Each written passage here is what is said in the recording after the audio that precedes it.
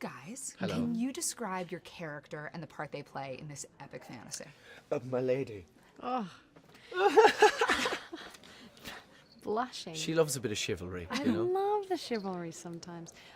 Catherine is this beautiful young. I'm not. If I say beautiful, that means I'm like talking about myself. Okay, she is. She's a bit of a looker. Let's She's be honest. this young, naive London socialite that has been brought up in the bubble of privilege. And she's the daughter of London's chief archaeologist. And she suddenly gets woken up to reality and thrown in the deep end. And she makes discoveries about her father and about the world. And it really forces her to grow up from a young girl to a young woman, and we see that in the film. Robert? Nice. Well, I play Tom Natsworthy, apprentice historian, 3rd class, who his sort of day to day is going through the wreckage of stuff that London has salvaged from other small towns that they've essentially eaten.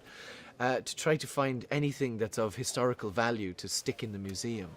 So he's kind of like, he's doing all of the kind of grunt work that the more senior historians wouldn't be caught dead doing.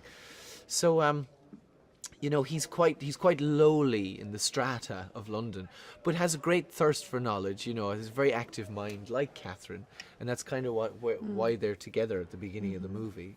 And so, you know, again, similarly to Catherine, kind of has his world turned upside down as soon as he steps off of London and realizes that he needs to recontextualize himself in the greater world, you know. And London is just simply this microcosm, and it's a more barbaric microcosm than he once believed, you know. Yeah.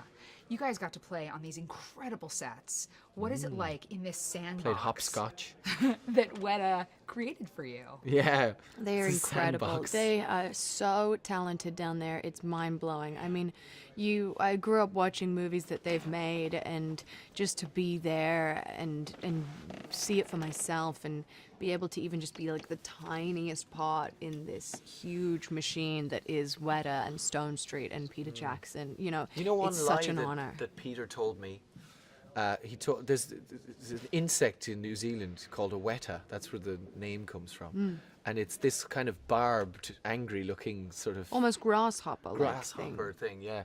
And he has Philippa has a sculpture of a weta being clutched by an eagle. This amazing thing in her house.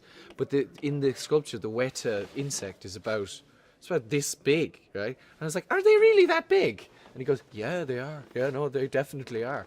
And I just totally believed it because I'm completely he's got gullible. such straight, bland humor, and it's so funny. It's so monotone, and he's hilarious. And you're just like, is he making fun of me, or what did he just Definitely, say? Oh yes, yes. he's definitely making fun of me. Means it's he likes you. hilarious. What was your favorite thing to shoot in this movie?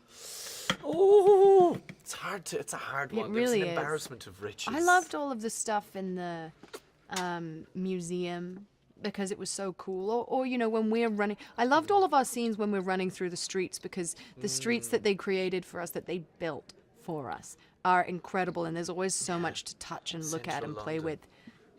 Yeah. Incredible.